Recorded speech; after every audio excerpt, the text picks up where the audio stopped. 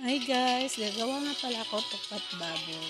Yun, iba-ibang style. Prinito ko muna yung baboy. Tapos, ipiprito ko rin yung tokwa. Yan, iba-iba. Kasi nung last week, nagtukot baboy din ako. Pero yung baboy na hinalo ko sa tokwa ay inihaw ko. Yung tokwa lang yung pinirito ko. Pero ngayon, pares ko silang pinirito. So, ayun. Luluto ko na yung tokwa.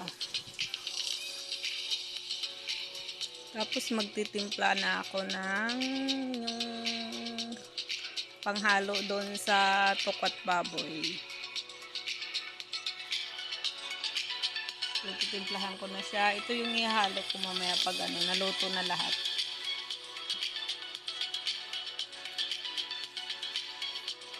Ayan, lagyan ko din asukal para mabalance yung lasa.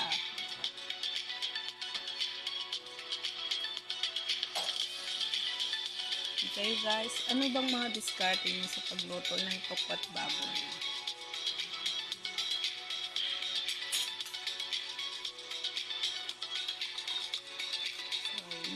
Halo-halo lang.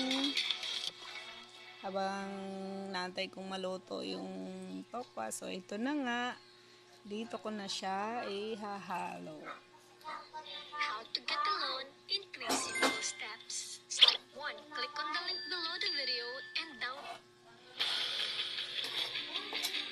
So, lalagyan ko ng sibuyas.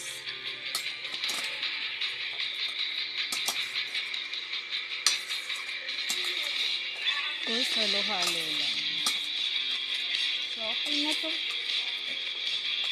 So, bye for now, guys.